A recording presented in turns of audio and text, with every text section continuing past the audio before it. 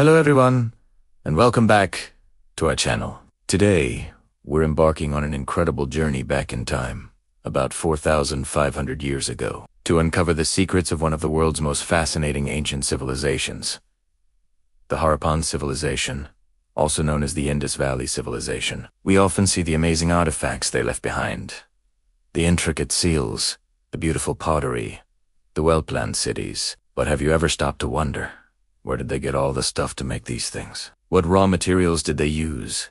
And how did they acquire them? That's exactly what we're going to explore today. We're going on a quest, tracing the ancient trade routes and supply chains of the Harappa. It's a story of ingenuity, long-distance travel, and a surprisingly complex global network that connected people across thousands of miles. So, buckle up as we become historical detectives and dig into the fascinating world of Harappan raw materials.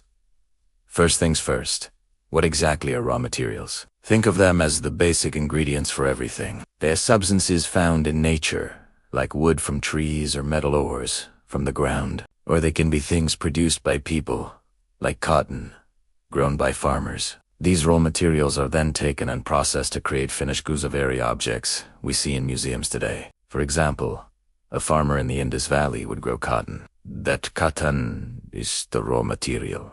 A spinner would then turn it into thread. A weaver would make cloth.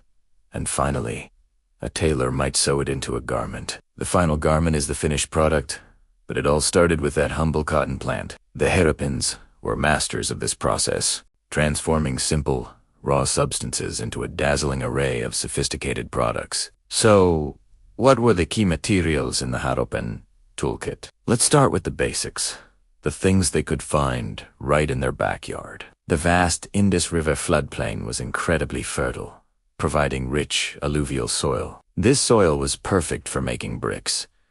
Not just any bricks, though. The Harappans were famous for their standardized baked bricks, which were incredibly durable and used to build massive cities like Harappa. This same soil, this clay, was also the primary ingredient for their distinctive pottery. From large storage jars to tiny, delicate coops, clay was a versatile and essential local resource. Another abundant local material was wood. It was used for everything from building houses and boats to fueling the fires, or kilns needed to bake those millions of bricks and fire their pottery. So, for the very foundations of their civilization, the Harappans cleverly used what nature provided right at their doorstep. But the Harappans' ambitions went far beyond just clay and wood. They desired things that were more durable, more beautiful, and more valuable. This is where metals come into the picture. One of the most important metals for them was copper. Copper was used to make tools like axes, chisels, and fishhooks, as well as weapons like spearheads and knives.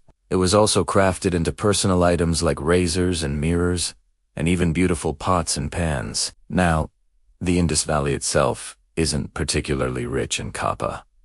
So, where did they get it? Archaeological evidence points to a few key sources. One major supplier was the region of modern-day Rajasthan in India, specifically the Khetri copper mines, which have been used for millennia. Imagine long caravans of bullock carts laden with copper or ingots, making the long journey from the mines of Rajasthan to the bustling workshops of Harappan cities. It was a massive logistical undertaking, but their search for copper didn't stop at the borders of the subcontinent. The Harappans were also international traders. Incredible evidence suggests they sourced copper from a land they called Magan, a place we now identify as Oman in West Asia. How do we know this? Archaeologists have found distinctive Harappan pottery in Oman, and what's even more compelling, chemical analysis of some copper artifacts found in Harappan sites shows a unique nickel content that matches the copper ores from Oman. It's mind-blowing to think about Harappan sailors navigating the Arabian Sea, trading their goods, perhaps textiles, beads, and grains for a precious cargo of Omani copper. This wasn't just simple trade. It was an organized, long-distance, maritime network that connected civilizations. Now, copper is great, but if you mix it with another metal, tin, you get something even better. Bronze. Bronze is harder and more durable than pure copper, making it perfect for creating superior tools and weapons. It also has a lower melting point, which makes it easier to cast into complex shapes for things like sculptures. The famous dancing girl statue from Mohenjo-daro, one of the most iconic artifacts of the Indus Valley, is made of bronze. But here's the catch. Tin is even rarer than copper. There are no significant tin deposits in the Indus Valley or nearby regions. This meant the Harappans had to look even further afield. The evidence suggests that tin was imported from great distances, likely from the regions of modern-day Afghanistan and Iran. This implies the existence of extensive overland trade routes, stretching hundreds, if not thousands, of miles. These routes would have been the ancient world's highways, bustling with merchants and caravans, linking the Indus Valley to Central Asia.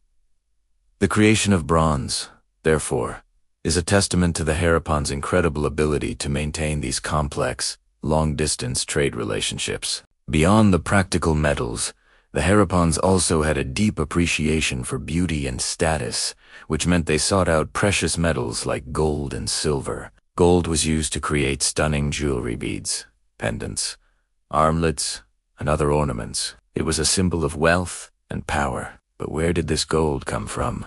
The most likely source is a region far to the south. Present-day Karnataka in India. The Kola gold fields in Karnataka have been mined for thousands of years and are a probable origin for Harappan gold. Think about that journey, from the southern Deccan Plateau all the way up to the plains of the Punjab.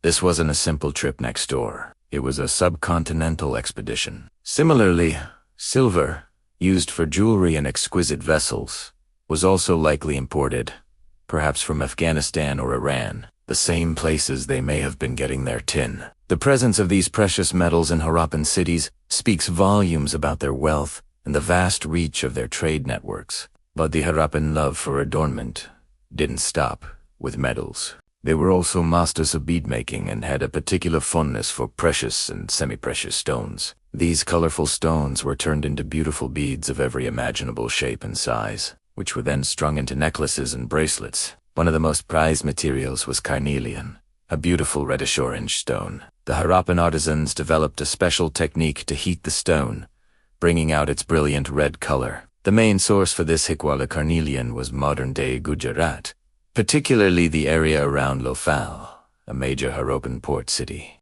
Lofal had extensive workshops dedicated to bead, and from there, these beautiful carnelian beads were traded throughout the Harappan world and even beyond. Another highly sought-after stone was Lapis lazuli, a deep blue stone flecked with golden pyrite, which was prized in the ancient world, from Egypt to Mesopotamia. For the Harappans, the only known source of high-quality lapis lazuli was the remote Badakhshan province in northern Afghanistan. In fact, archaeologists have discovered a Harappan trading outpost, a site called Shortagai, situated right near these lapis mines. It seems the Harappans set up this distant colony specifically to control the extraction and trade of this precious blue stone. This is like a modern company setting up a factory in another country to be close to a specific resource. It shows an incredible level of organization and strategic planning. Other stones, like turquoise and jade, were also imported, likely from Iran and Central Asia, adding even more color to their vibrant material world.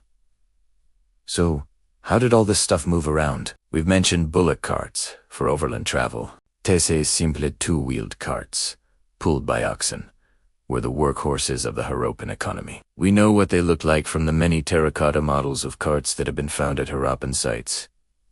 For river transport, the mighty Indus River and its tributaries served as natural highways. Flat-bottomed boats, probably similar to those still seen on the Indus today, would have transported heavy goods, like grain, timber, and pottery between cities. And as we discussed with the copper from Oman, the Harappans were also skilled seafarers. They built seaworthy ships that could handle the coastal waters of the Arabian Sea, connecting them to distant lands like Oman and perhaps even Mesopotamia, which they called Maluha in their texts. The discovery of a massive, brick-built dockyard at the city of Lofal in Gujarat is stunning proof of their maritime capabilities. This was a civilization that had mastered logistics on land, on the river, and on the sea. What we see is a complex, Gujarat system. At the local level, you have villages and towns producing food, cotton, and pottery. These goods would move into the larger urban centers.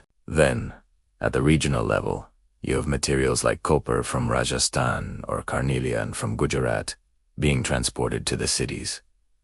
And finally, at the international level, you have luxury goods, tin, Lapis lazuli, silver, and even more copper arriving from Afghanistan, Iran, and Oman. This intricate network of exchange was the lifeblood of the Harappan civilization. It allowed them to build their great cities, equip their artisans, and adorn their people. It shows a level of economic complexity and global interconnectedness that is truly astonishing for a civilization that flourished over 4 millennia ago. Their world was much larger and more connected than we often imagine. By tracing these raw materials, we trace the very connections that held their society together and linked them to the wider world. Thank you so much for joining me on this amazing historical detective story. It is incredible to think about the journeys these materials took before they became the artifacts we treasure today. If you found this journey into the past as fascinating as I did, please hit that like button and subscribe to the channel for more deep dives into ancient history. And don't forget to ring the notification bell so you won't miss our next adventure. Let me know in the comments which aspect of Harappan trade you find most surprising. Thanks for watching, and I'll see you in the next video.